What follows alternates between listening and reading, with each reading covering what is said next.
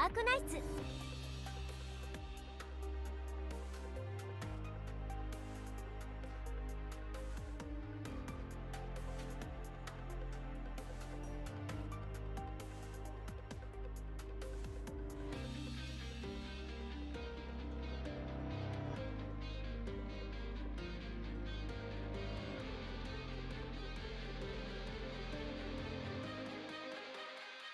暇かよお前。 Hello. Okay, I wanted to just do a stream today, just because, you know, chill time, it's night time. I've got some available freedom to do a stream for you guys, so why not?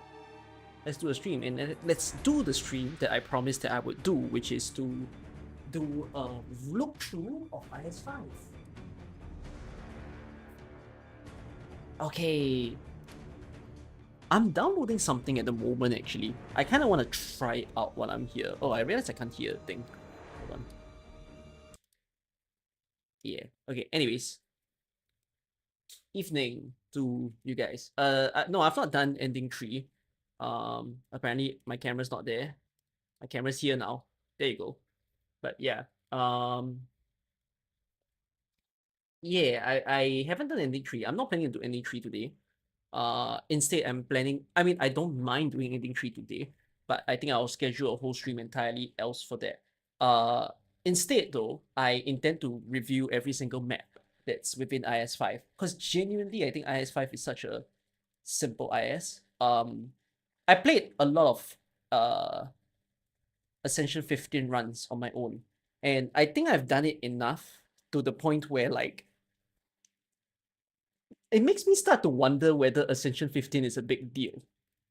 Because it's something that I think people have watched via Shield, for example, to witness since he streams it a lot. But honestly, I think it's a lot more impressive to do Ascension 15 on IS4 than it is to do on IS5.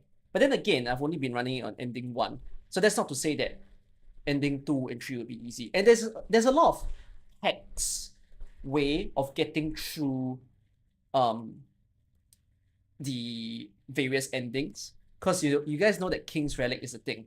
I do feel like certain actions that you take within IS determines the true difficulty of your run. So what I mean is that if you take Talents of Hatred, for example, to start, you are essentially playing IS on hard mode, basically.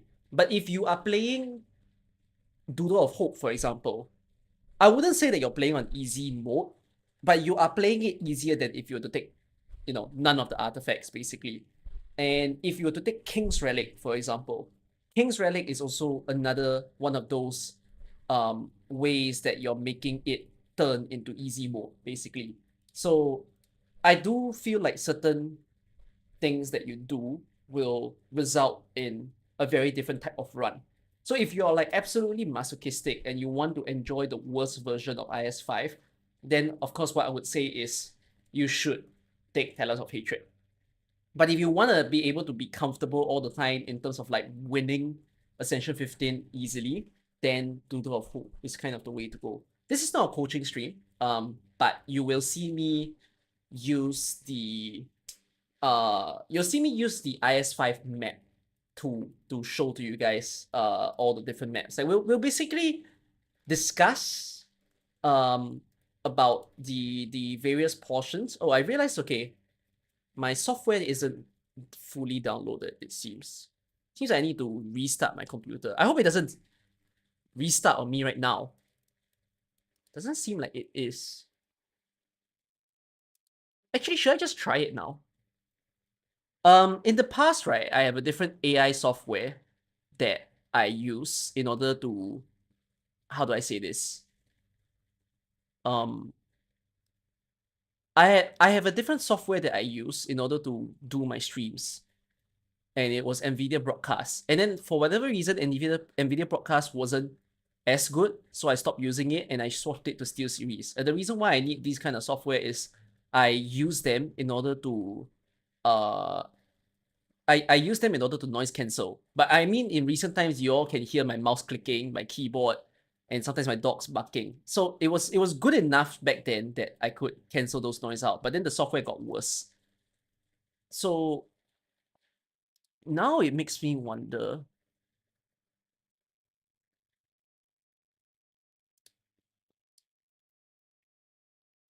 You want to test it? But I can't hear it though. Oh, maybe I can.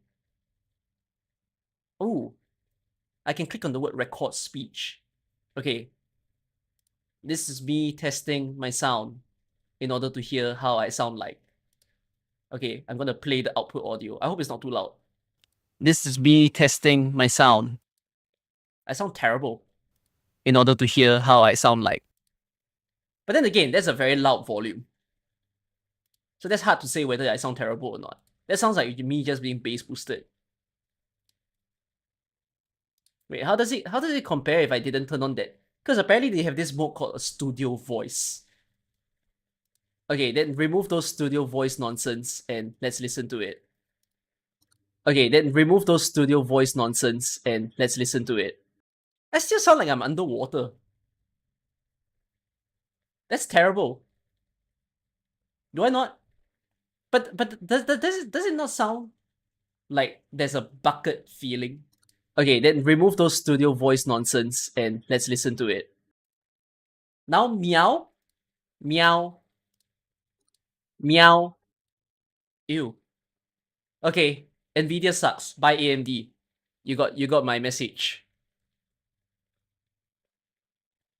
I mean, I have to go and test it properly because I think it's the volume is too high, so it sounds a little bit bad. Okay, it's not me. It sounds crisp for you. As in that audio that you heard just now, it sounds fine. Let me go and test it. I mean, I can switch to it now. Then you guys tell me how it feels. Okay, hold on. Wait. Let's do it. Okay, my mic is getting swapped. Hi. Does it sound normal? I don't even know how I sound like because you guys are just hearing me from the stream. How does this sound from whatever you've just heard in the past 5 minutes?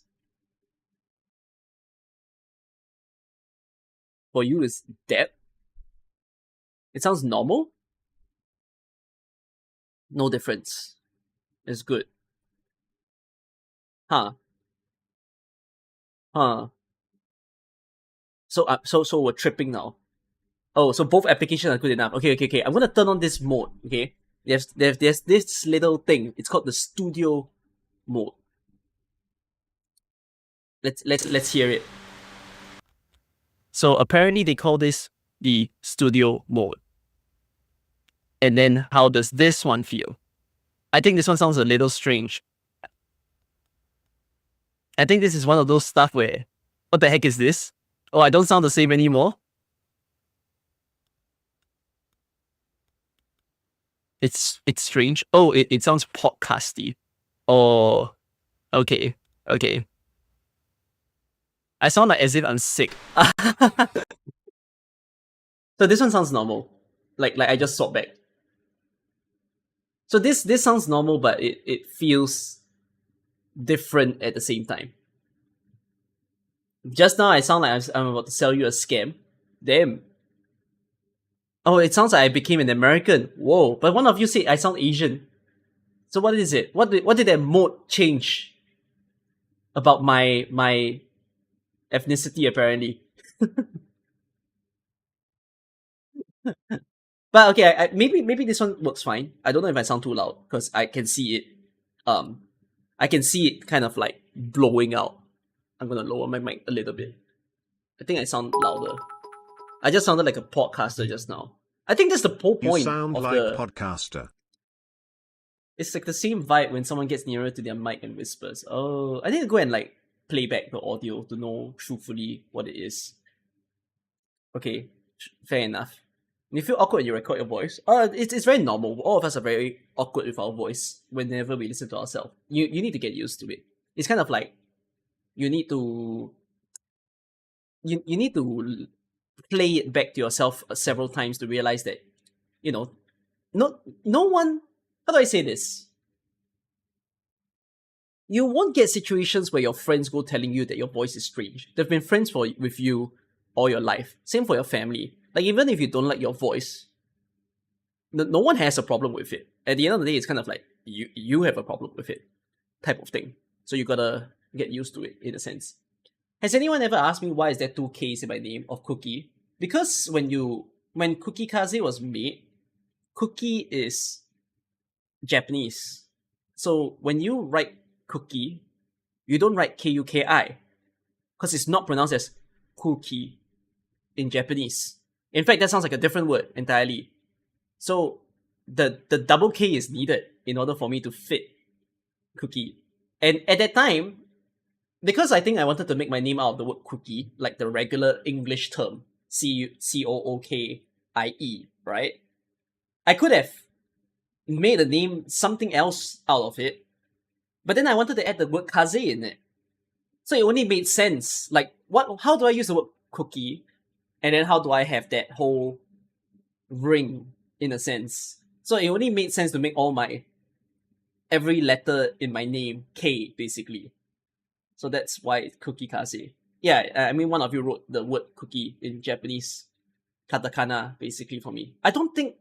No, it can be called cookie in Japanese as well. But I think they have their own names for it. Why Kaze? Because... no reason, actually. Oh no, there is a reason. You just need to search my name. Go and search my name, and then like search a YouTube video, like why Cookie Kaze. I made that video before. It was like 2 years ago that I made that video. The short story is that in truth the word comes from the word kamikaze. But it is a very funny backstory of me using the word kamikaze, not understanding what it means. And then for all my life, I lived with that name. And then I understood what it is. And then I can't backtrack. And so I lived with it. So the non-dangerous way of explaining my name is just think Cookie win. That's about it. And in the future, if I have enough money, I would love to make the channel mascot a snow owl, because I love snow animals. Oh wait, I love snow animals so much that recently in my YouTube videos, another thing that got recommended to me a lot was foxes videos. So I happened to watch a video of like this fox village that's in Japan, and now I'm like, shit, I want to go there myself. And winter foxes are a thing, and winter foxes look really good. I in general, right, I love winter animals, like polar bears, penguins, snow leopards, snow owls, winter foxes. Those animals are like my favorite, and I wish to be able to see them in person, in a way. So yeah, that's how like the edgy boys make reference with edgy words. I don't think my name is edgy though. You gotta have to say that my name is quite rare. I mean, of course, if things change and more people know my name in the future, I would imagine that people will start creating names out of my name, type of thing. But there is no other Cookie Kaze out. There is one person, I think, who has a name similar on YouTube. But I'm not sure. No. But it wasn't even Kaze. There's people who call themselves Cookie, but there's no one who adds the Kaze behind. Because it just doesn't make sense. My name just do not make sense, in truth.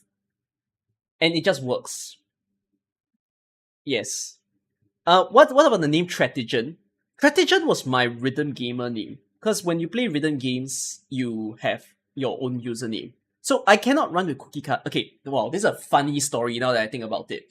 In the rhythm games that I play, right, I could have called myself Cookie Kaze as well, but I've never done so. Cookie Kaze has 9 letters.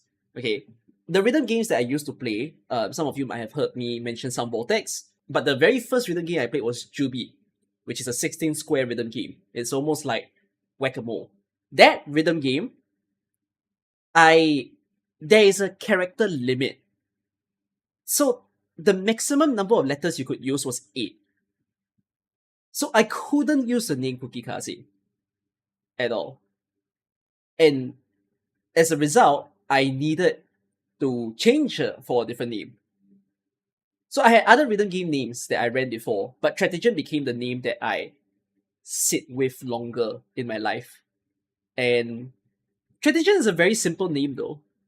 Wait. If you guys are wondering, what is this Strategian? This could have been how you know me, okay? When I was making this channel, like Cookie Kaze channel, there was a second name on my mind, and like it was written like this. This was the second name. Because this was my rhythm game name back then. I don't use it as often nowadays, but I might go back to it. I said this story before, but I think less people are aware of this story than Cookie Kaze. Oh, Schizo! Oh my god, nothing's on the screen.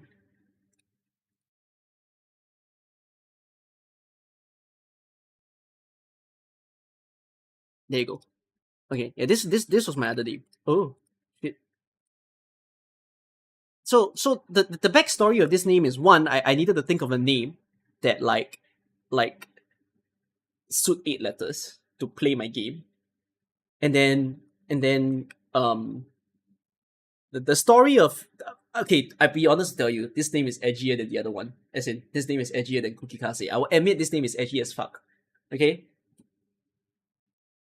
As a kid, I was into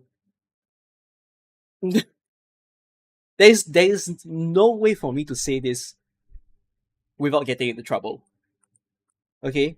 As a kid, I was into hydrogen bombs.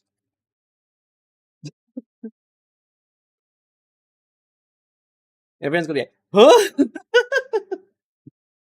Because you need to understand, kamikaze, this logic came from um um planes striking down on buildings as as an in-game ability.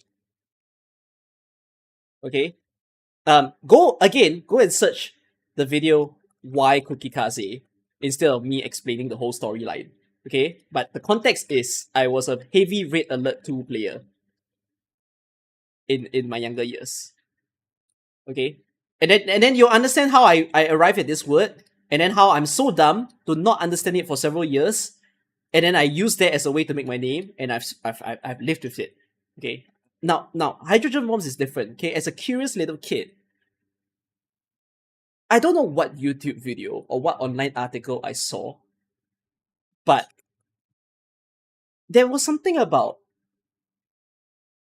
like, I think there's a mention that a hydrogen bombs is almost like hydrogen and oxygen colliding with each other. I'm not sure if it's still true now. That was how I understood it back then. That I don't know what I read or what I watched, and that's what I understood it as. Okay? And then at the moment I saw that, you need to know, I'm young, I have no concept of chemistry.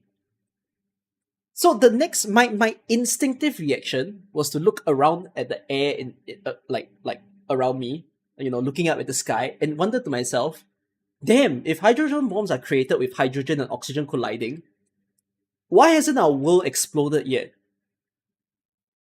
What a dumb thing for a kid to say, isn't it? But I said it. And so and so I was just thinking, damn, it's like, isn't this like an existential threat? You know? An existential threat that the world may explode from our gases colliding. So at that time, the whole storyline of this name just became, oh frick, I could use the word threat. What a cool name. But I can't use threat like big enough. And then because all of these have the word gen at the back, and I'm just like, damn, is nitrogen bomb a thing? I can't even remember. But then, a lot of the gases have the word gen at the back. So at that point in time, I'm just like, oh, why don't I just shorten the word threat? And then I put Jin at the back. Oh crap, that just sounds bad. I need something to connect the two of them. So I added I, and that's how I got my other name.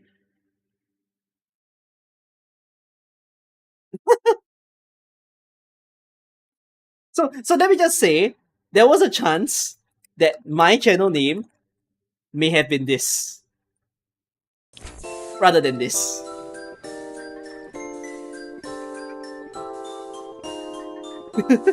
SMH my steamer is Chuni. Yes, that's... Oh, it is still my maiden game name in Archaea, now that I think about it. Yeah. I have alternative names that I considered for myself nowadays.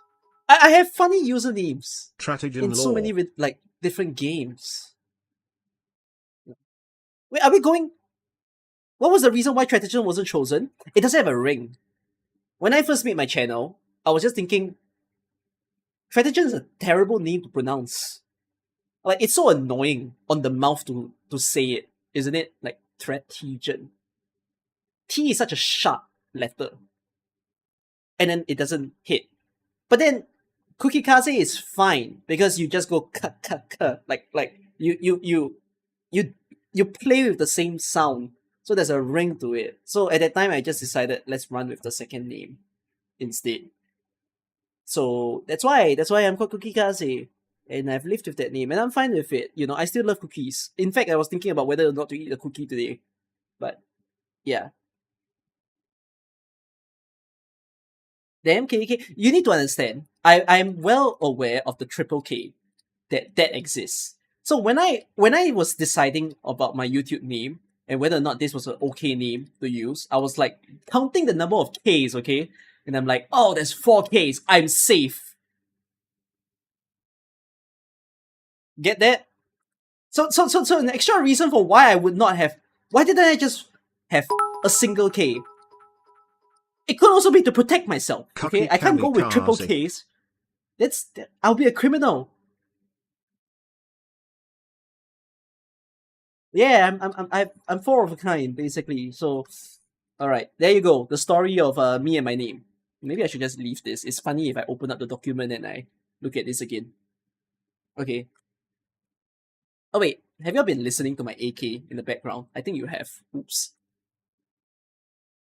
I can't even hear anything. Wait, why can't I hear anything? Oh! No. I didn't even turn on LD player. What am I talking about? I still hear nothing.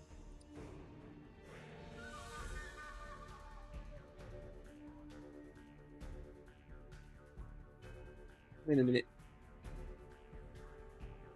You guys hear something, but I hear nothing. What?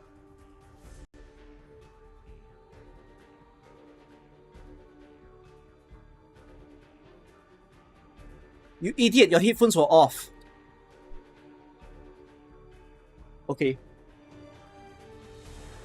Am I Shizuka? No, I think I have problems. You know, I have 99 problems and I still have them. Anyways, the joy and the fun of today is I want to do a map review of integrated strategies. We're gonna look into every single map that they have, and then we will come up with strategies for them. Basically. CNPV react. Oh, you want my commentary on the CNPV? Sure. I haven't watched it actually. I know Ablana arrived. I think her name is Necres, I think. But I didn't sit through the whole PV. I swear, YouTube is a lag fest. Is it just me? Am I the problem? Is YouTube just shit? I've been facing this shit where YouTube loads like crazy for me.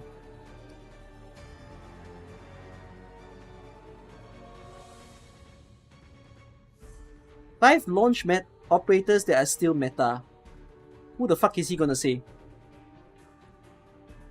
Aya's questionable, but I mean I wouldn't say meta, but strong, yes. What else is he gonna say? Ifrit's not meta. But Ifrit is strong. Nightingale is meta, yes. That is very correct. Who else is he mentioning?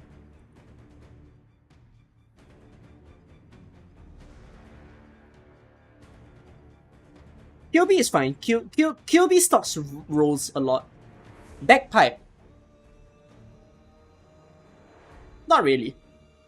What is meta? What is meta even? What the fuck is meta?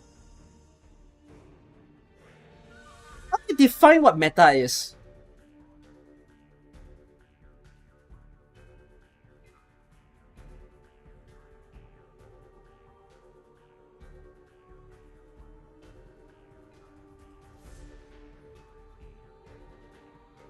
The title was clickbait if you watch the first minute. I mean, it is a strat.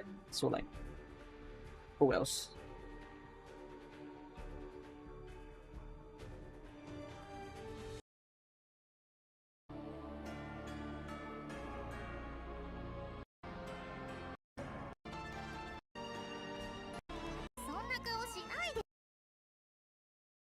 Huh? What in the name is your name? Wolf Knight?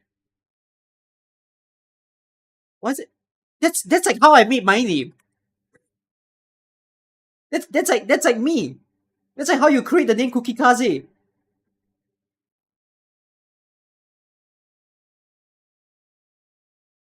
Trap Master. Oh my god. He's a snake? What are you? A crocodile? No, he's a crocodile, I think. What is she? What do you mean my name is cringier? How is Cookie Kaze any way cringier?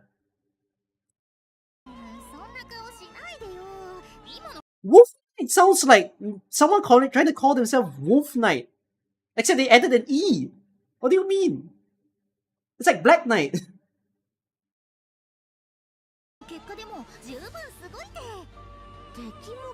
Oh my god, who drew this? As in, who drew this? Because I don't recognize. This is a very new art style. I've not seen this. This must be someone's first time in the game.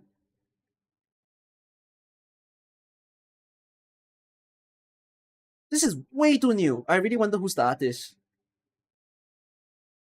Bridget or Bricket, I guess. That's a very almost Disney sounding name.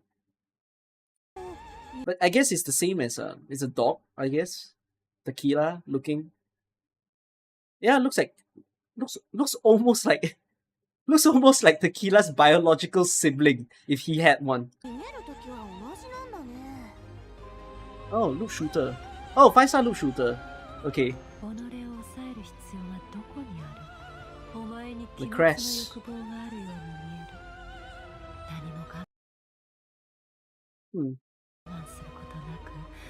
Shaper caster?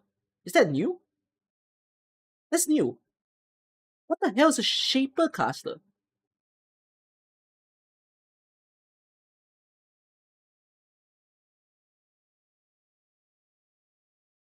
Techno's the first. It's a summoner caster. What the hell is a summoner for? Oh. Bro, Dusk is fired. Wait, I can tell you who's just jobless now. Dusk. If this is what she does, then yeah, there's the last little redemption of Dusk is gone.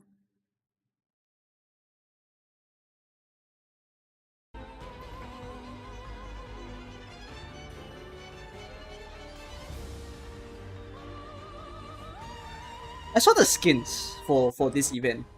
The skins are cool. Like, actual good units getting skins. So Nymph, not a surprise. You know, gonna have skin soon. But yeah, Dana getting a skin. Big. Huge. Absolute huge. Valor Queen getting a skin is great too. quite a surprise. I'm not certain of what Valaklin's fan base is, but this is a very good skin, right? It's got all the Sami units scattered around as well, and then you can see how it's very IS team, right? With the folder tails around her. It's just a very beautiful dress. It's a wonderful skin, truly.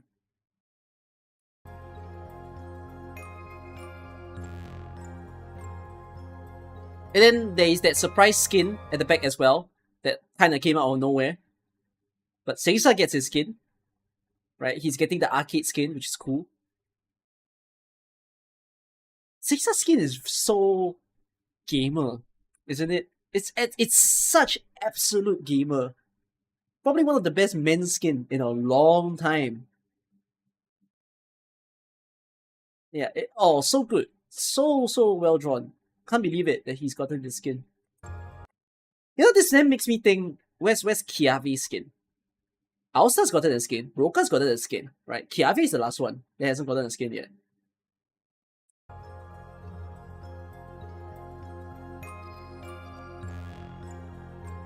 Alchemist module. And then a lot of second modules.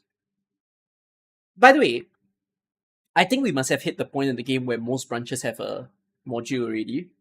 So it's hitting to the point where we are getting a lot of the second module. We're in the second module arc of the game now. Basically.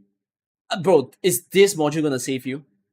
Vigil, this is important. You need to speak to me right now. Is this module going to actually change you?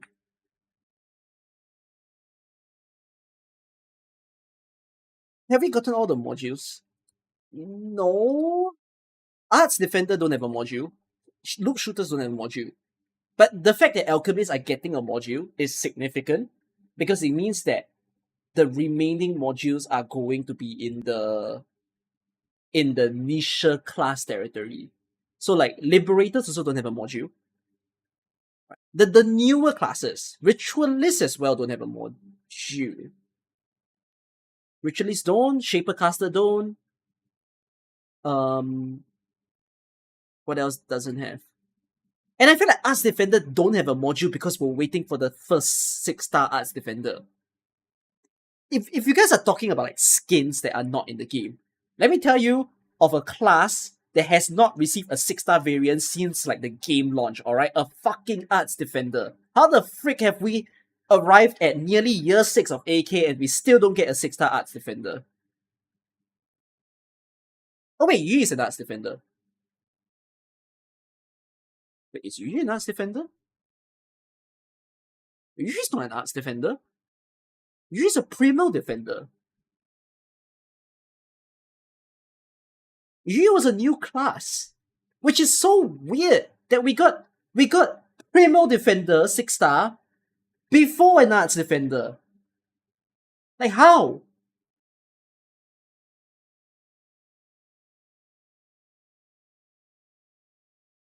He's an Arts Defender at this point.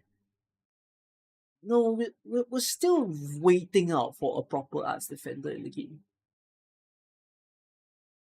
Arts Defender got... Hey, that's true! Arts Defender got power crept by Primal Defender because no one in the Arts Defender category can defend their own branch. There is no 6-star to stand strong against another class. So like, shambles, absolutely. Yeah. I mean, see, even Stingless branch, the Artificers got their module. If I just go by rarity should be... I know Hodra got his module. Arts Guard also got their module. Right, Sharpshooters also did. Oh, I haven't bought you, have I? Oh, I think it's because I could do it now. Because I was building the materials for her. But yes, most have. Do agents have module? I think they do. They got added recently. In CN.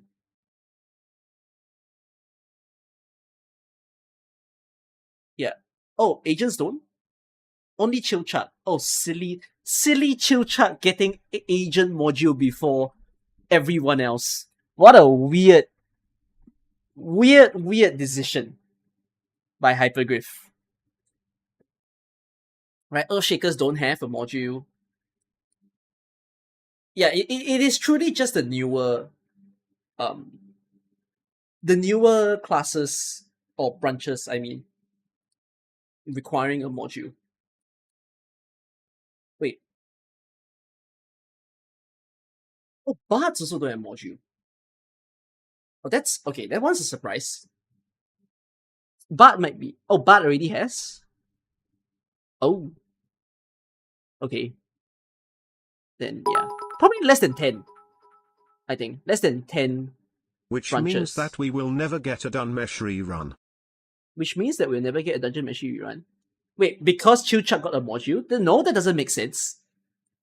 You know the R6S modules came before the second phase of R6S, right? And then they still reran the first phase. So yeah. But will we ever get Dungeon Mesh rerun? My gut feeling says no. Will we ever get a second Monster Hunter? If Monster Hunter Wilds was not a shit launch, then maybe. But then now Wilds is cleaning up, so like, yeah. Yeah, you gotta see if Monster Hunter can get their shit together, and then maybe we'll get a second season. And then we'll finally get Durin Outer, 12F Outer, Rangers Outer, yeah. Okay, let me booting the sound for the stream. Oh, oops.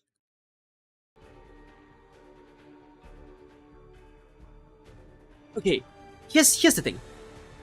Doesn't Monster Hunter have 1 million concurrent players? It has a lot of players. As in, it's just an optimization issue. It's not like the game is bad. It's just people are not happy that the game isn't the smoothest. So, yeah. Okay, anyways, just to show you guys something. So, I just failed my run. I failed my run in a very miserable way. I failed it because I entered Bosky. I lost Gavial because I sent her to Scout, and I entered Bosky. Hey, wait. Yeah, I entered Bosky and I used the Scout in the Bosky, I think. So, in the Bosky, I got hit with the units on the ground. Oh wait, no, it's not this run. It's the run before this, where Upianius and a bunch of other ground units. And it said ground units will be frozen. And I was like, but my entire squad is ground units. So how the fuck am I supposed to play? And you know the frozen units thing is actually a major debuff for Upianius, because his skill can't activate. So at that point I just gave up. I was like, fuck it, I lost. Yeah. Okay, wait, but to show you guys something, real quick. I've done Ascension 15 once, twice, 3 times, 4 times. I've done it 4 times already off stream. This is not hey wait, this is Ascension. No, this is Ascension 14. Yeah. But these are 15s off stream. So the thing is that I'm pretty comfortable with doing Ascension 15 on Ending 1. I'm quite sure. But let's use what I've done in Ascension 15 to learn the maths of IS together on this stream. Sounds good? Okay, so let's go into PRTS map. Is Improvisation Squad even good? There are some buffs that don't do anything. Like Leader Squad isn't gonna do anything. Leader Squad sucks, doesn't it? But you still have to clear it anyways, because that's what they give it to you. Which ending is harder, ending 2 or 3? I don't know, I've not played ending 3. Until I play ending 3, then ask me that question again. Okay, let's do this floor by floor. Yeah, this is the take notes stream, basically. So, we're gonna see what is the easiest way to clear these stages. Okay, there is something that I realized that I need to settle as well. It is so important in Ascension 15, I feel, to find a unit that can quickly destroy the freaking crystal. You want to make sure that your squad has a crystal destroyer. Because if you do not get a crystal destroyer, the way you play the stages is very messy. So I think it's good to discuss who can play that role within the team as well. Medic Amiya is very slow, but it works. I don't deny that. Medic Amiya is an option, but we will talk about who those options are within the stream as well. Okay? So let's start from one map to another. Let me open the map like that. These are all the floor 1 maps. Okay. First map, Bad Neighbors. Okay, the first little trick that you would definitely want to know is you on D5, even if you have something like a Norcorn, I don't know why you still play Norcorn in this IS, but you can place a Norcorn onto the tile. The thing is, you guys might have seen me play or you guys might have not. The freest way to kill someone is by pushing them into the hole. And you don't need a pusher. You just need anybody, a summon, a tactician, anything at all that can place someone down on D5 and it will send them into the hole. If you do not own anybody that can kill them, then your options will be then a little bit limited. Like, for instance, let's assume that you have a sniper, like a 3-star sniper, right? If you don't have any ground units that can be placed at all, or you need your ground units to maybe hold on to the C lane because there's enemies running in, then your option is to place a sniper here. A sniper could kill them.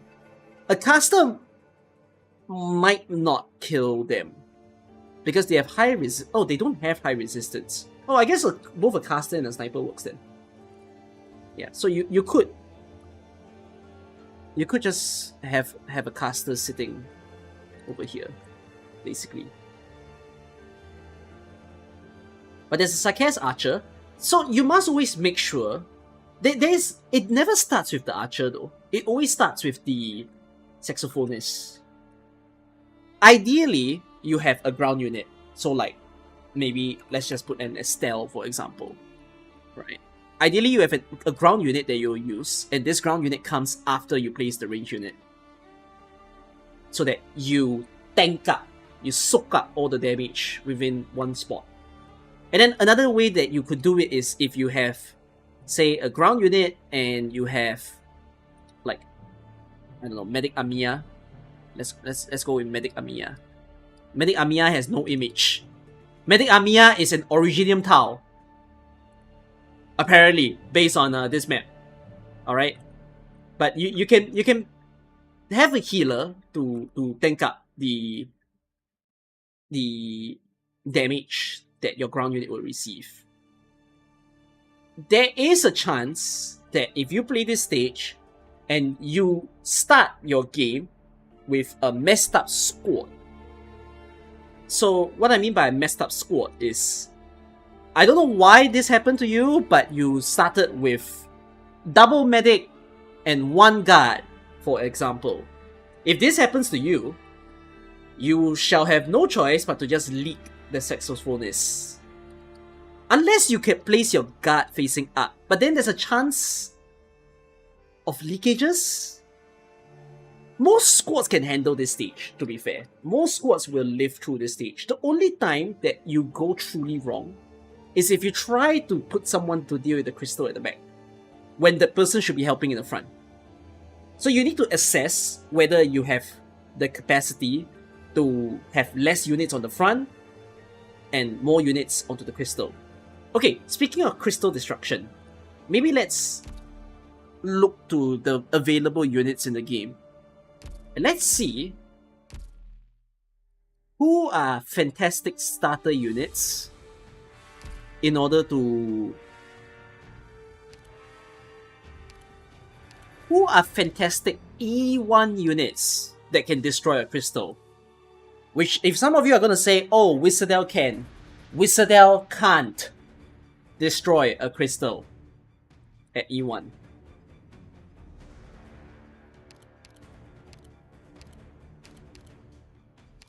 Click can. I'm aware of that. Click is an option.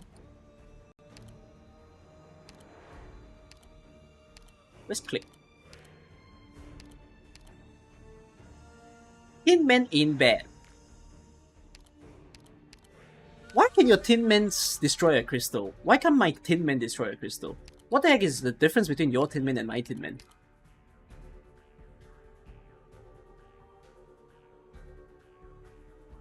Oh, wait, are y'all running Tin Man skill 1?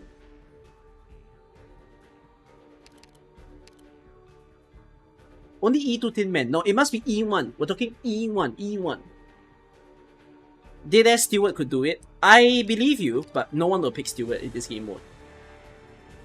Anything with good arts damage. I've never tried Haze. Has anyone tried Haze at E1?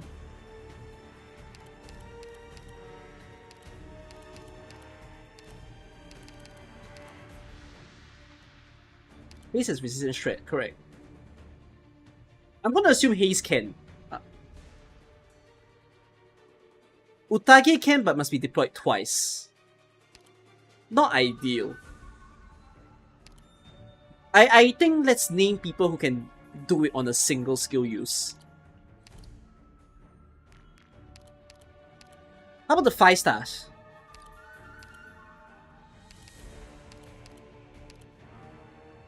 Would I assume that all 5 stars can? AoE casters can't. Texas can't. Texas needs to be deployed a few times, I think. I'm not sure. Has anyone tried E1 Texas against a crystal? I've never bothered to. I feel like it sucks still.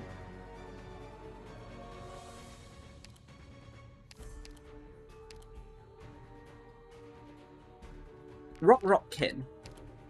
I mean, if Click can, Rock can. Minimalist and Rock and Click are essentially the same. So, the thing is that all core casters should be okay. All Mega Core casters should be okay.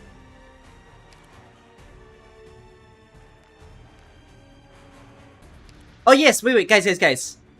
Ascension 15. Now that I think about it. The category here is Ascension 15.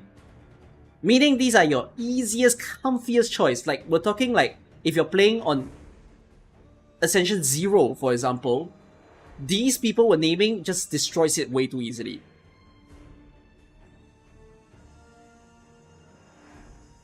Skill 1 Indigo. Arturia I know can. Arturia takes time though, a lot of time. In fact, it feels like everyone takes a lot of time. Which is the terrible thing about crystals. Yes, physical damage doesn't work against crystals unless your physical damage is very high, or if not, your you got the Spine of Epoch. Is it called Spine of Epoch? Unless you get the Spine reduced defense, which might work.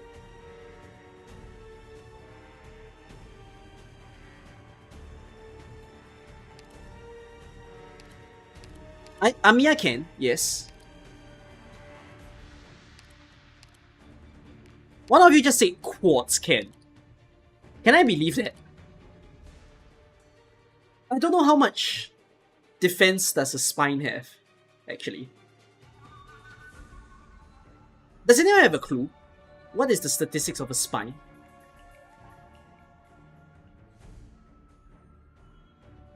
I don't even know.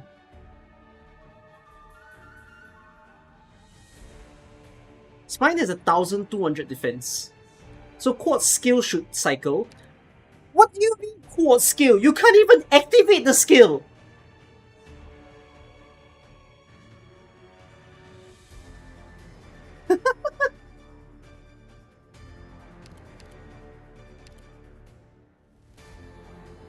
The whole problem is that you can't activate the skill at all. Wait, it has 1,200 defense and 50 res. Oh my god, Irene will be terrible. Damn, Spine is shit, no?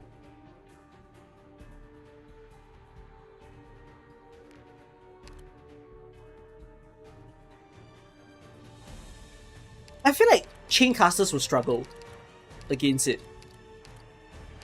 No, E1 Nymph can, but that's like saying every core caster can. Because if Haze can, all other core casters can. Like Efseen can do it.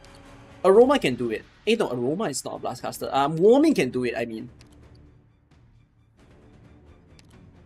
Do not use a freaking Mystic caster against a crystal. It will take forever. You're also a color caster. I believe Kanipala can, although it takes way too long. And do not use skill 2, use skill 1.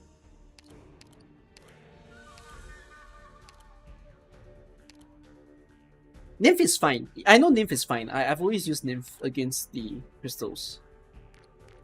Maybe let's look at the supporter class. I know Podenko can't do it though. Podenko can.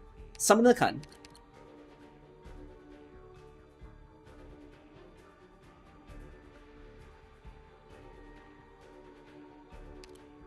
Fighting.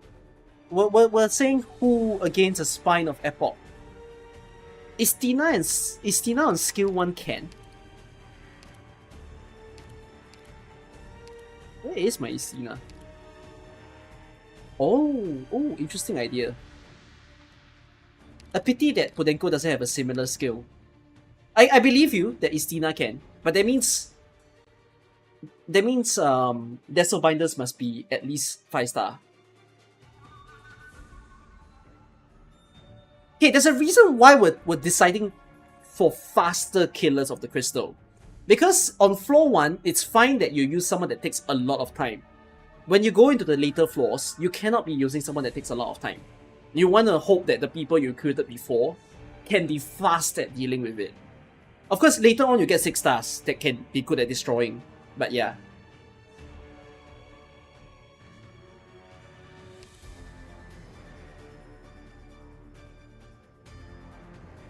What in the world is Fona? Explain to me your case of Fona.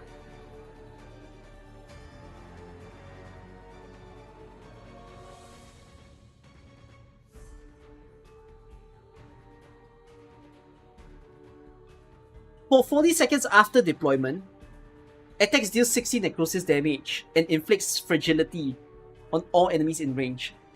But you can't go Fona on the first recruit! Die! Oh wait, he wouldn't die. Oh wait, he's got a good range. Oh.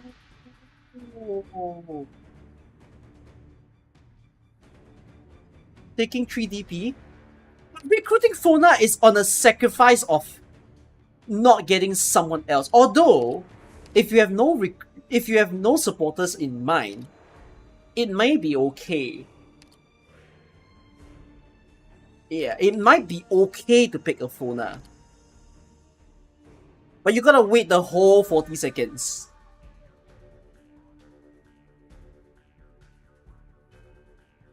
Okay, I'm not against it. But it's a trade-off. You're basically saying, as long as your team is fine, like your team can work with 1 slot gone to a robot, that's okay. But it's not ideal in the sense that it takes so long. Because like, you want the crystals to leave fast. Early stages don't even have anything to defend because there's not really have any range. Early stages have not really anything. That's not true. We're talking Ascension 15 here. What am I? If I get a supporter ticket, am I gonna pick Fona instead of a Podenko or Deep Color?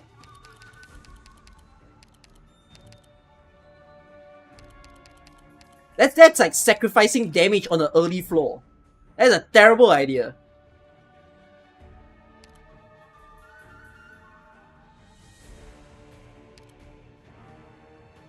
I think picking it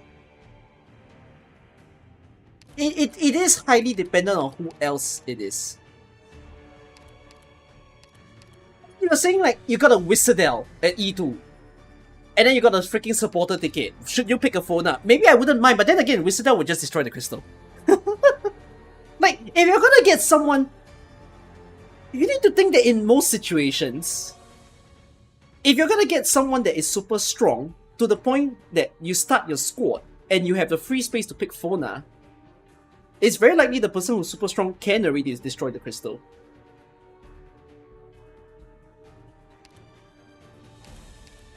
But okay, I'm not gonna be against the idea that this wouldn't work.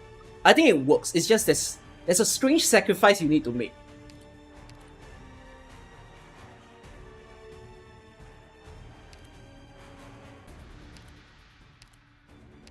Sometimes the crystal is 3 tiles ahead. Yeah, it doesn't work on every map. It is correct to also say the crystals can be too far for Fauna to even reach on certain maps.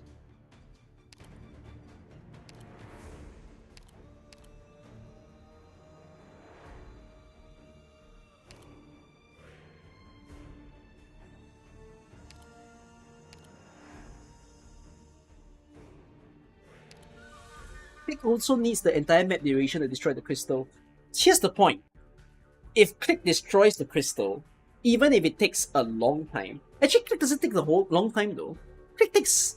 In the front few floors, Click takes one skill use. The point is that when Click is done destroying the crystal, she can assist the stage by adding more damage into the stage. So, you get the freedom to like at least have the extra damage. If you use something like Fauna in place of Click, for example, he's not gonna deal damage. He's gonna deal it to one person at a time though. Wait, 60 necrosis damage. How much is what is the total necrosis damage to trigger the burst?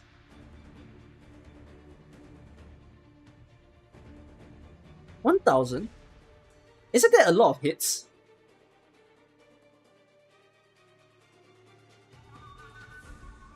Wait, does he deal necrosis without the deployment? How the hell does this guy work? Does he already deal necrosis damage?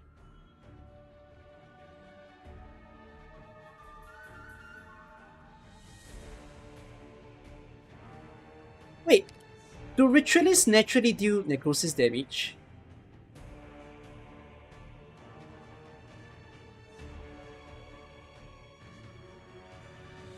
No? It must be on skill. No, I know. It says can inflict elemental, but it doesn't... I'm confused if it's... Okay.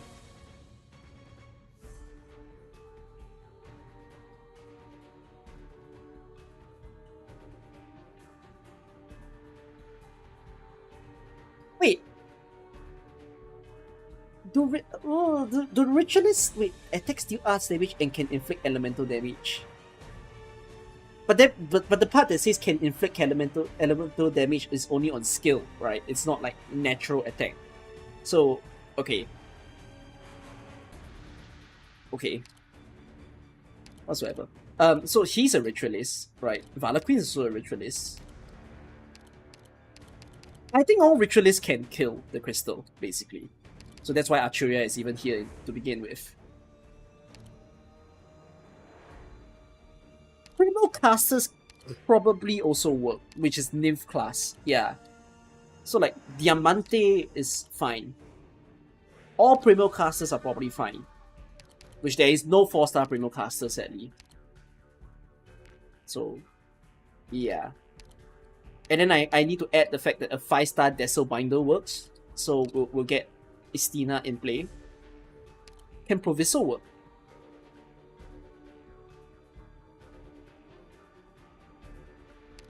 Yeah, Proviso wouldn't work though. I think Proviso works. Podenko skill 2 cannot. I tried it several times. The message has been delivered. The message is not delivered. I still hate the fucking idea. Call me a Fauna hater. I think it's a painful idea. But like it's not wrong. I just think it's a very oddball thing to do. So this... Okay. Anybody else on the supporter could work?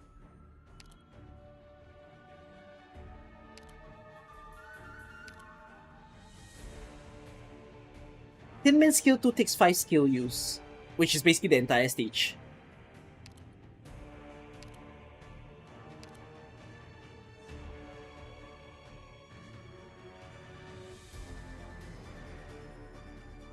Summoners, they have range.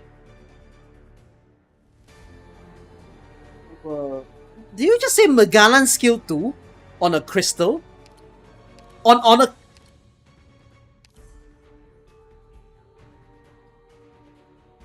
Can you deploy Magalan skill 2 on the crystal? You can't, right?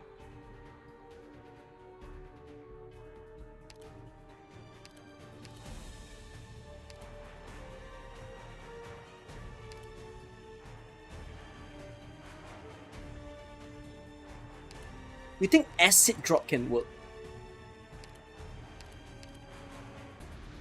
Attacks deal at least 20% of this unit's attack. At least. Ooh, that's interesting. Minimum damage. How much HP does a crystal have? Minimum damage units. That's an interesting idea. Deep color can destroy crystals? Fuck no, not on Ascension 15. Deep color can't work on Ascension 15. 12k.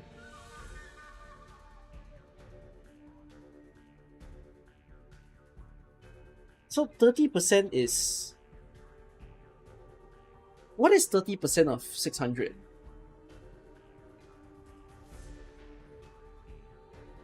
That's 200? Eh? Yeah, I'm just gonna say 200 attack. So if it's 1,000... If it's 12,000 HP, how many hits must you deal?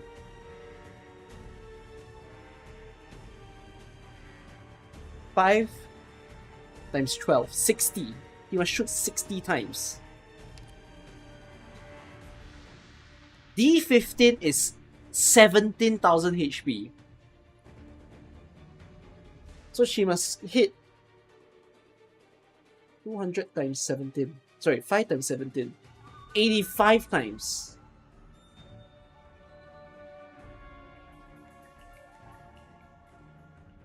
But she hits twice though, on her second skill. I think that's okay. That sounds like a single skill use. That's a good idea. Yeah, a heavy shooter might actually work against a crystal. I've never done it before.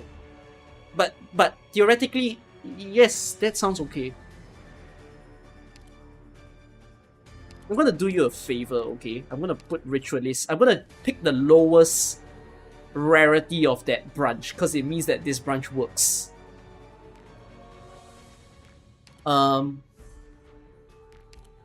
Yeah, Province should be fine, I think. Oh shit, I can't see it. But I think Province is fine. I know Schwartz is fine. And Pozionka is fine as well. Project Red takes too much redeployment to work, I think.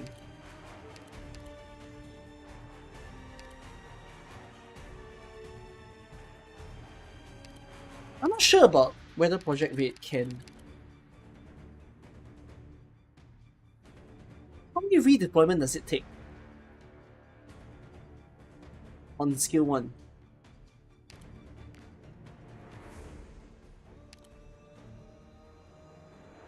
Five redeployments. Oh, that's not the best. Project Red isn't even a solid start in IS. Not impossible, it's just not a great start for squad.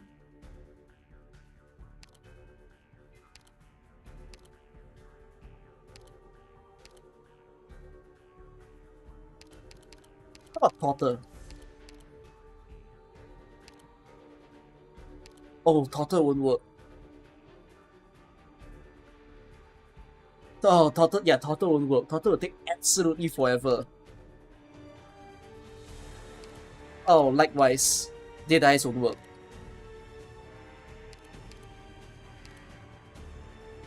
Who else could work?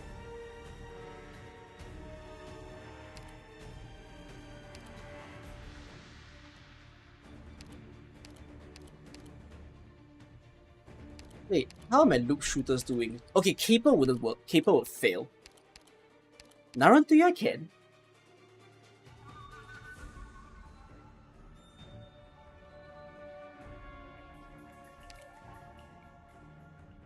Oh, Narantuya can because it steals the defense, right? So it lowers the defense, which helps her to penetrate through the crystal more.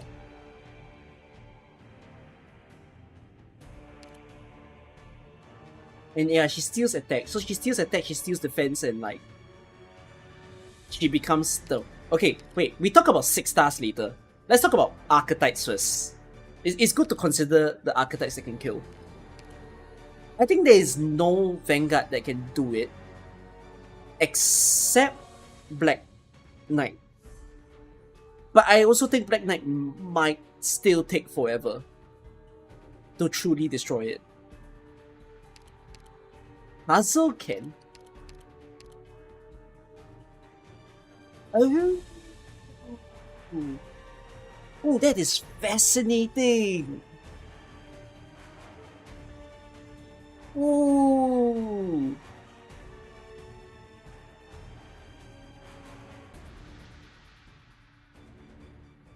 Wait, that is actually so cool. Holy crap, puzzle is mega relevant in this IS. Because it will stack so much that it becomes his pure attack. And then it'll just stick.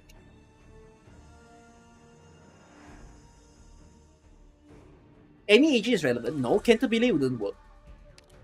As in, if we're talking about crystals only, then yeah, Canterbury wouldn't work. Inners wouldn't work.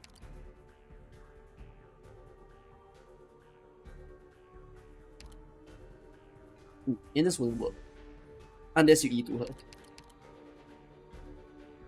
Okay, wait, we talk about special, like, individualized units later.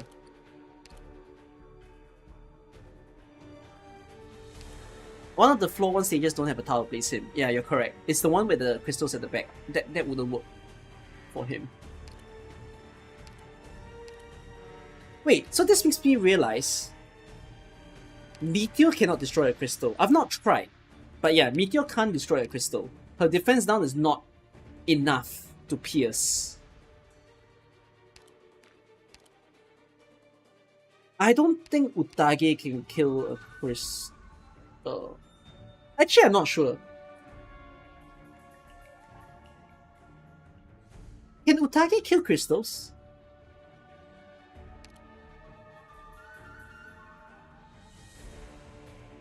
Has anyone tried?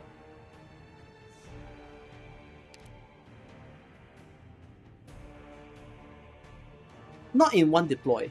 Needs 2 skill use. So it's a redeployment thing. Okay. We can talk about double redeployments later. Because to be fair, double redeployments opens up that every caster probably can do it. At this point, we're just speaking about like single skill use people that could deal with the problem. No defenders can do it. Not even a fortress could deal with it, I think. Oh wait. No, they can't deal with it. Fire Whistle can.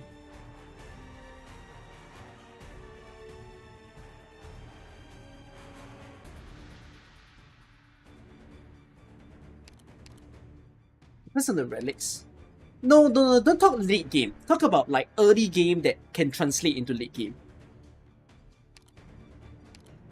Can Ashlock do it? If Ashlock can't do it, then I'll say Fortress can't do it.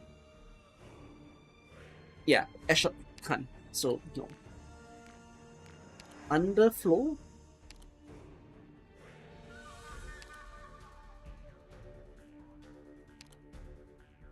Deals 50 arts damage to targets on attacking. Takes a lot of time.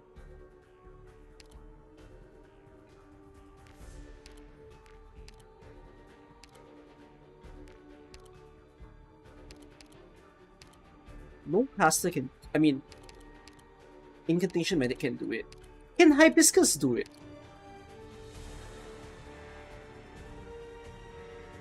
I suppose she can, but it just takes very long.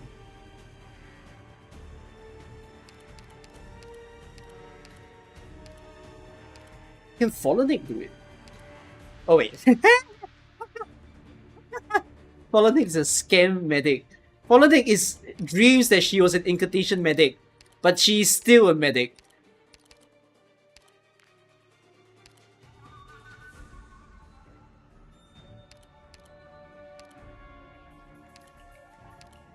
I think there's one more I want to consider, which is,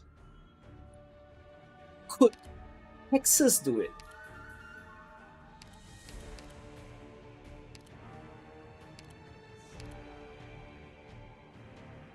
I guess they can?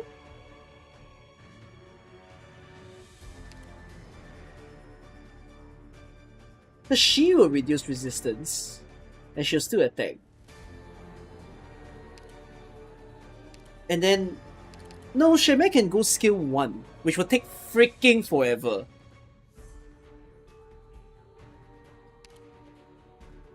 I think it'll take very, very long. Like, can Gnosis do it? How about that? It should still take very, very long. I also think Proviso will take forever. Like, Podenko is already struggling. I think Proviso will take forever. There's a chance that like Hexus, Abjurers, and Desselbinders literally takes the entire stage. Last one, Specialists. Hinman takes forever. Read Proviso skill 2. Why? Did I misread something?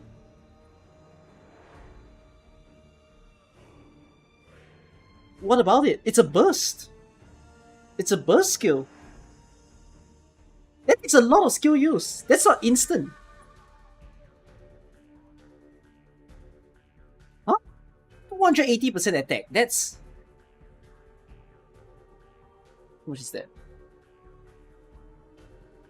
Wait. Is this burst skill single or like it happens a few times?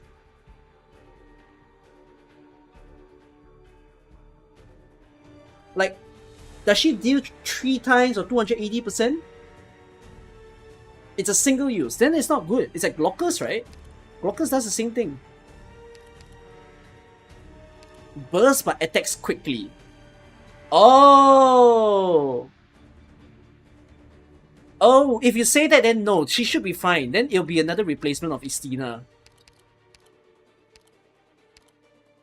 No. Then I agree. Then Proviso is okay. So I guess the only Desselbinder that can do it is Podenko. Podenko doesn't work.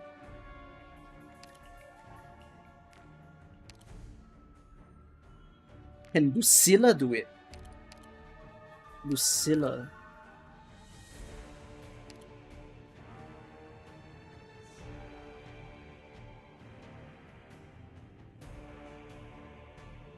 I think it takes forever. Ethan's skill 1 against a crystal.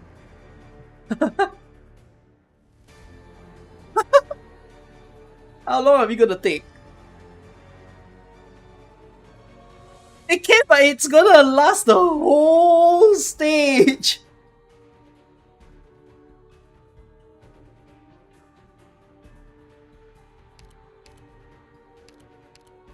You might even have to stall an enemy to destroy the crystal. Cliffheart should be able to do it. No, it's 17,000 HP. 17 freaking thousand HP. How do you expect? How many Cliffheart pulls does it take to destroy a crystal?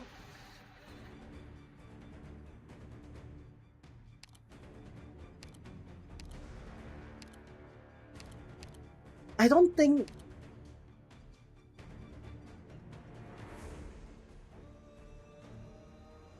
Can as long as you keep throwing the alchemic units onto the thing.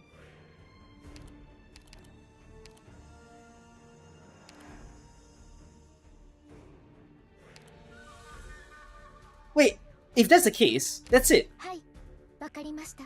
Holy shit! Hold on. So are we truly saying there are only 7 classes or branches in the game that can truthfully take out a crystal on a single skill use? Is that really it? Oh, don't talk about E2. E2 is a different story because E2 means you're opening up to a world of even more people could do it.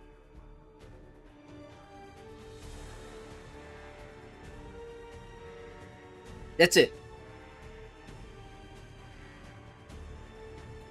Indigo skill 1 can't.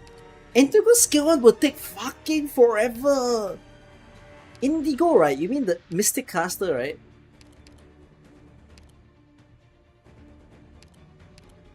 You'll be clicking the skill like mad.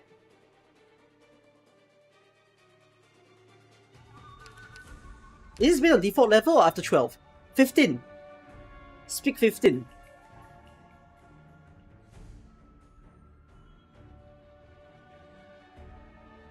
Escalon E1 can deal with D15 crystals. 1, assuming you can place her in a good spot. 2, assuming that you can... yeah. You just need to place her in a good spot for Escalon E1 to work. But Escalon E1 will immediately fail on that one stage where the crystal is at the back of the stage. Okay. Let's go a little bit into the higher category. To be fair, can every 6-star destroy a crystal? What do you think? Can every 6-star destroy the crystal? Vigil can. Defenders can. Defenders struggle, yeah. Pioneer Vanguard's a struggle, true. Magalan can.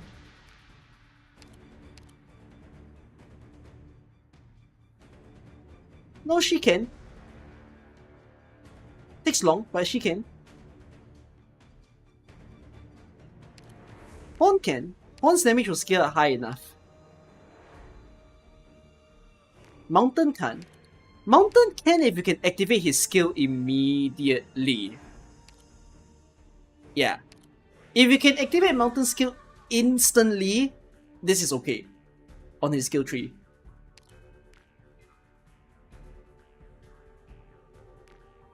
No, by the way, we're going E2. By the way, guys, we're going E2 now. E2 is open. So I'm saying, what 6 stars at E2 cannot destroy a crystal?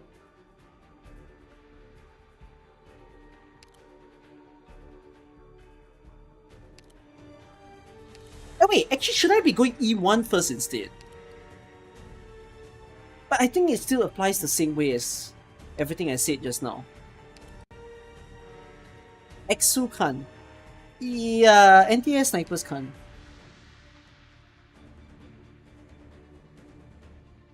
Sonoblade and Mushas. Even Zuola struggles, right? I think.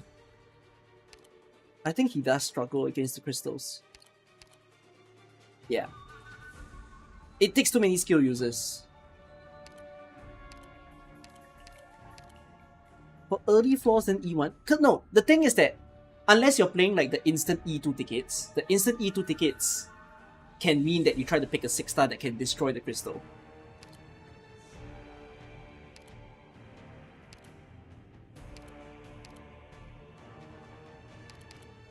Mukan.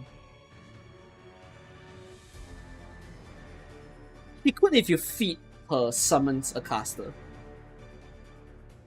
If you feed them a caster, it will destroy crystals easily.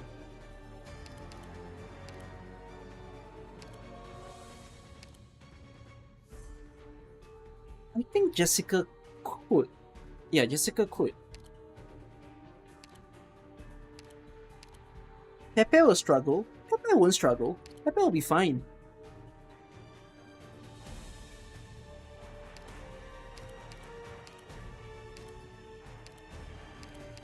Who does physical? Wait. Can you clarify a misconception I might have? Do flowing shapes always attack physical? There are times that I feed it a caster, assuming... No, right? You can change it to arts, right?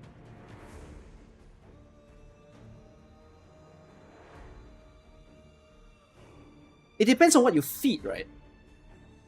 Wait, aren't they always arts? Huh? Hold on, now you guys are confusing me. It starts with arts. It depends on the class. Why don't you just say something wild to me? You can feed it a medic.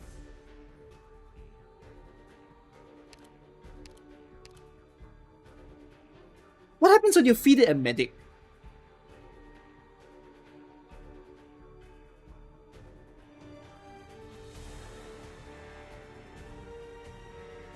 Oh, if you feed it a medic, it deals arts. Okay. Oh yeah, sorry, damage type. There you go, damage type. So yeah, I'm correct to say you can feed it arts. You can feed it arts damage and it'll destroy a crystal.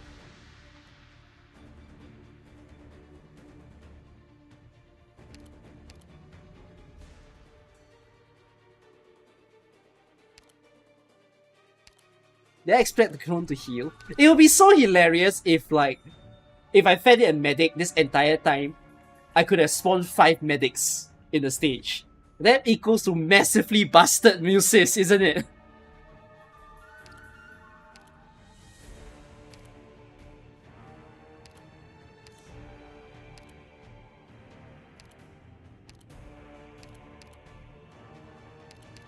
Oh wait, I just realized you are a hunter. Can cold shot destroy a crystal?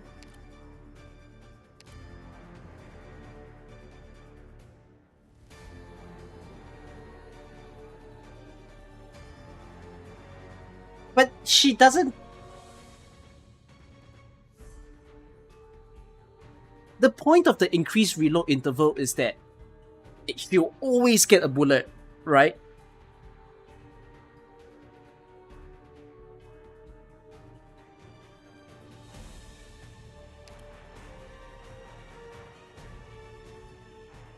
I think it takes time. I feel like it's okay though. I think it can work. I know Ray can. Ray definitely can, but... Okay. Interesting. Alright, I think that's enough of the crystal discussion. Okay, the reason why we even had this crystal discussion is that ideally your starting squad should try your hardest to have someone that can destroy the crystal at the back and have the other two to frontline in the early stages. Like, if you don't do that, then it's fine, but you just don't get free plans that you could use later on in the stage. So the whole concept is that when you are picking a squad for IS, basically, you would want to try to get the people from these classes to supplement your run. And if you can't get these people, then you would instead try to get a 6-star that you know can destroy the crystals for you. And the best is if they can help you support both the lanes and the crystal. So like for instance, whenever I play the guard run, one of the things I realize is that the best guards that I can pick might be Chiu Pai, because Chiu Pai can at least deal the arts damage, can also help to hold onto her own lane. Whereas if I were to pick someone else, like if I were to pick Dagonbreaker, or if I were to pick Irene, those are fine, but they might be sitting in places that they can't even reach the crystal in the first few floors. So that's the thing to think about when playing the stages. You think Chiu Pai only was for that stage? Yeah, pretty much. Okay. Anyways though, this stage, I think yeah, the trick here is just D5. You know, use someone that you can summon to bring them down, or if not, just frontline it, go in the face of the enemies and use range units to deal with D5. And then afterwards have these range units to also deal with the middle lane or a melee unit. This should be a very easy stage, I think. I think it's impossible to fail this stage, right? I don't have to discuss this too deeply. Yeah? The others, there's too many giveaway stages in the front floor, I think. Like, this is another easy stage, I feel. This stage is literally have 1 DPS, have 1 blocker. If you need a medic, get a medic. If you have no medic, it's also fine. Because it's GG. It's literally GG as soon as you get like... You just need someone here. And you win. Because Crown Slayer throws herself into the hole. If no blocker, you're screwed. But you're not screwed. Like, even if you're running no blocker, usually what that means is that you might have a sniper, for example, right? Let's just pick X here. And then maybe you have another caster. So like, maybe you say, wait, how did I search the word caster? I say click, right? Like, if this was your starting squad, you know that there's a chance that the sniper might spawn here, or the sniper might spawn here. But the sniper kills itself midway in the stage. So the whole idea is just place your range unit. Like, if the sniper is here, don't place your range unit here. Just place your range unit here and you're fine. If the sniper is on F6, then don't place your range unit there. Place your range unit here, that's your DPS. Crown Slayer and the enemy swordsman stand still on E2. So you have a lot of free time to kill him. So once the guy kills himself, you just place your second range DPS into the stage. Like, you don't need a blocker in order to deal with this stage. If the sniper spawns at the top and no medic, he might kill your blocker. So here's the strat. Okay, let's say you have no medic. Let's assume this is my starting squad. And you have a sniper here, right? Don't place your blocker at the start of the stage. Don't do that. Just DPS. Put your DPS that you know can kill all the smaller people first. Then you might argue, oh, my DPS isn't sufficient because like, the enemies are leaking. If you apparently have a second range DPS, and you might wish that you place a second range DPS here, right? But you don't have to. You could just place it here and you face it up.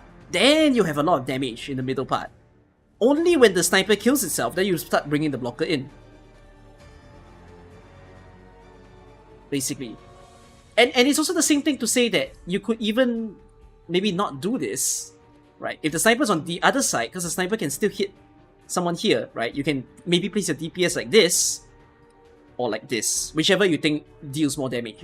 Ideally, you want to have more tiles to use. So you probably want to start the stage like placing it like this, placing the other one like this. When the sniper on B4 kills itself, then you place the blocker in. Now, if you have no blocker at all, that's also fine. Like, for instance, if you started a stage not with a Beagle, but if you started a stage with maybe, say, another medic, so like a Susuro, right? But not at E2, but at E1. Your medic kind of has no purpose. Unless you want to start the stage placing all your DPSs in. Then in that case, you can place the medic in to help, to heal and sustain. Like, if let's say the sniper was here, and you want to front face all your DPS, but you have a medic in your team, then it's fine. You can place the medic to just heal themselves all the time. Basically. So, yeah. I think that's pretty much it for this stage. It's a very, very simple stage. Crystal in this map is horrible. Why do you get a crystal in this map?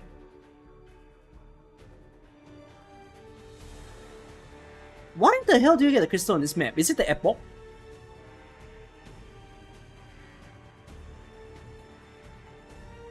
Where's the crystal? Where's the crystal usually? On D6. So here? Ooh.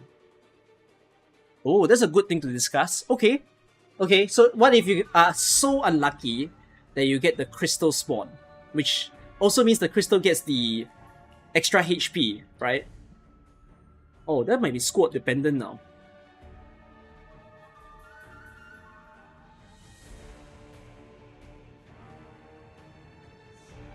Well, that really depends on your squad. Because if your starting squad is this, then I'd say, oh shit, that's kind of deadly.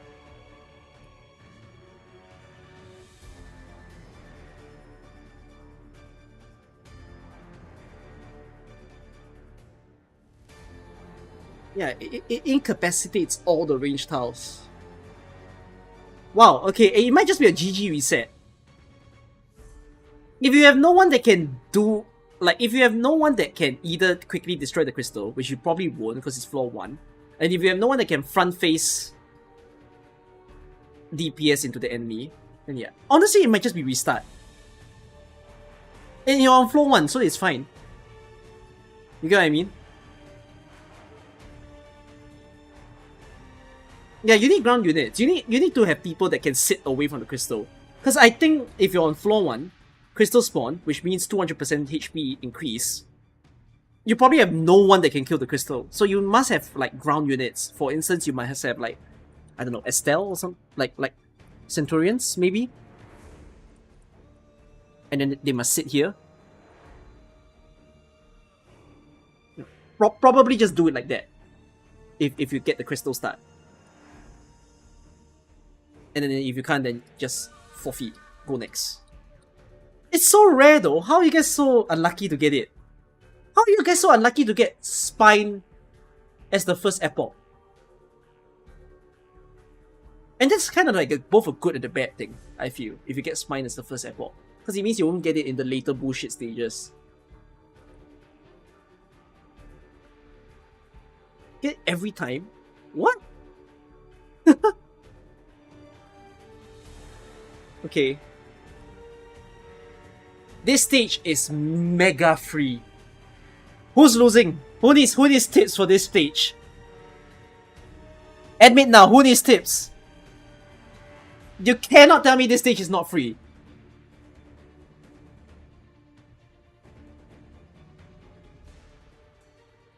If you're losing here, I need to give you... I need to throw you back to chapter 0 of AK.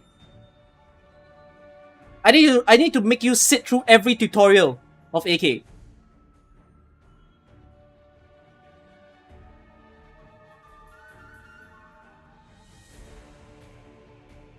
Will anyone use D2 and F2? I tried. There was a time when I played this stage.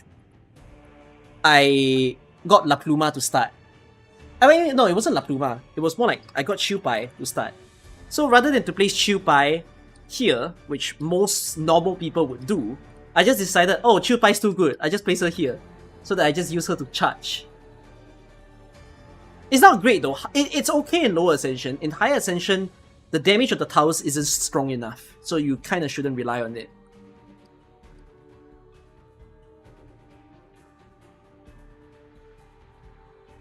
Yeah. Okay. Why not place it at D4? No, you can. D4 in front of the thing? What do you mean D4? Huh? Kills herself. I mean, yeah, if you have like La Pluma or something, right? Then you know, it's gonna be good to place her here so that you can charge the tower while killing the enemies.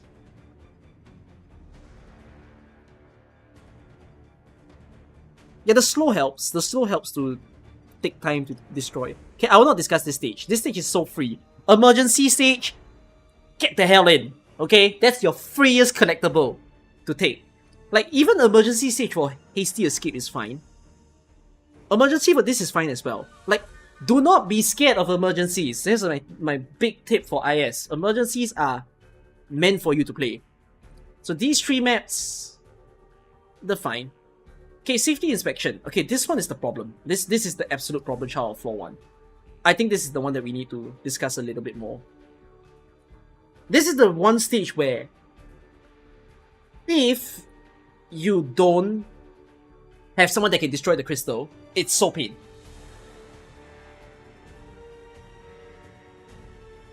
The spine has 3 different spawn spots, I think. They can spawn either here, like on where the Tau is on top. Like, they can either spawn there, on where Beagle is, or on C5. I think. They always spawn around the shielder. Okay.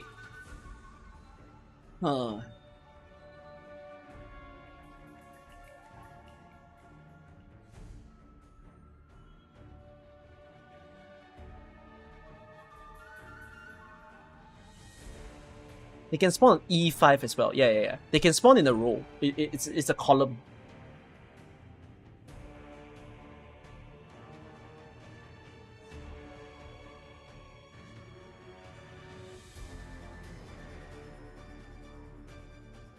I'm thinking, what tips do I give about this stage? Because I've not failed this stage.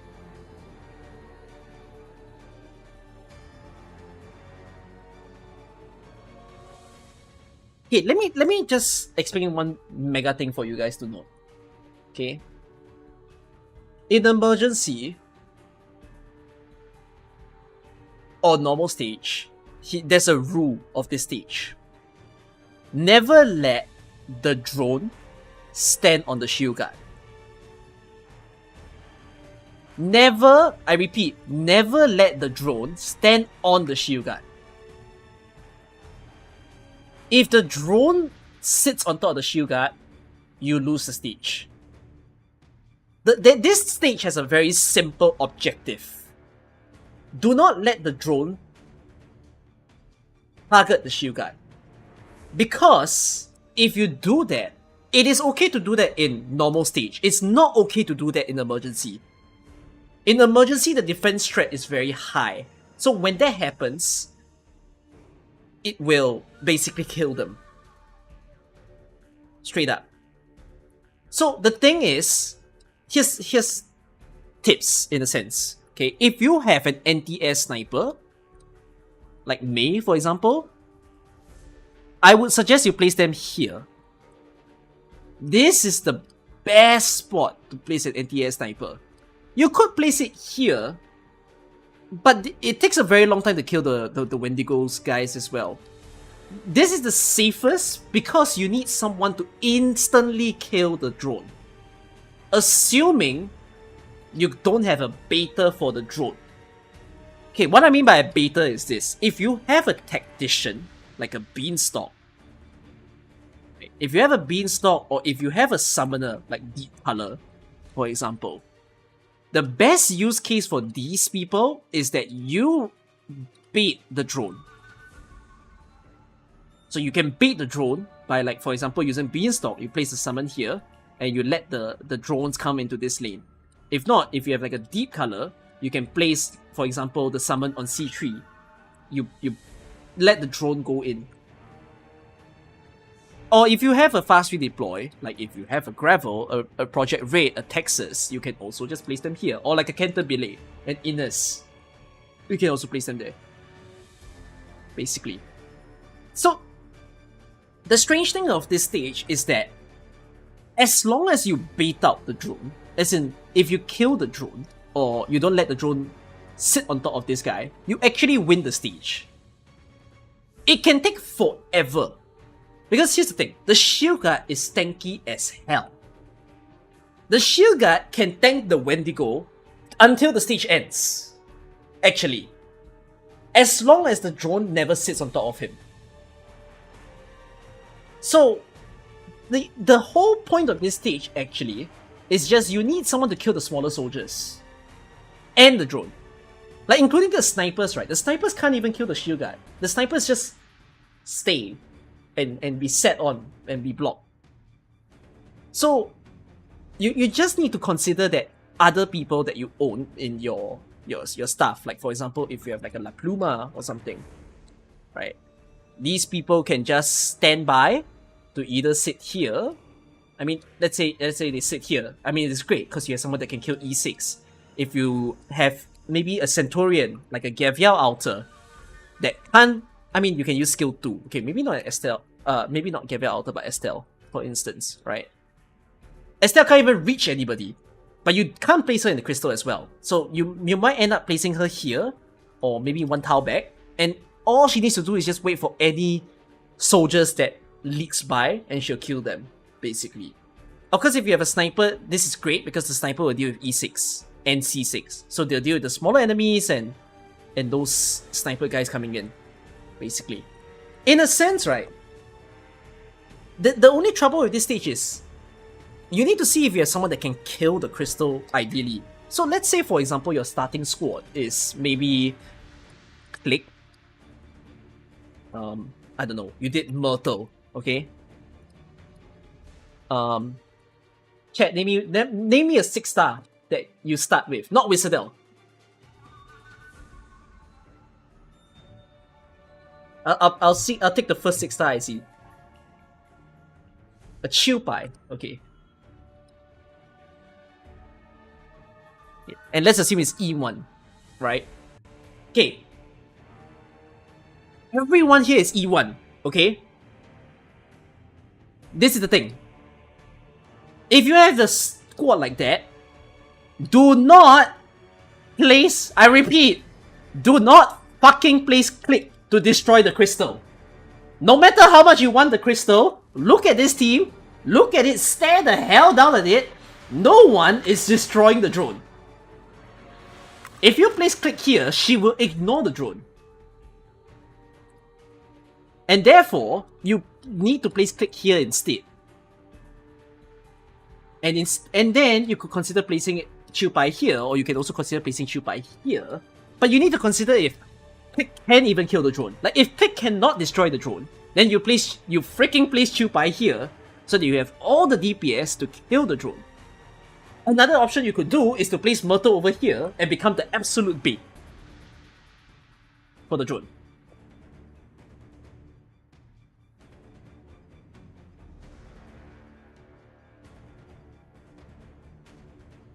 But hey, this is not E2 Chiu Pai, this is E1 Chiu Pai. Assuming you took this as like your first 6-star with no E2 variant.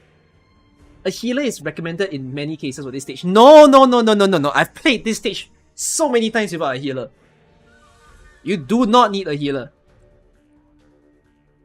None of the first floor and second floor stages need a healer. Actually no, second floor, some of it is more comfortable with a healer.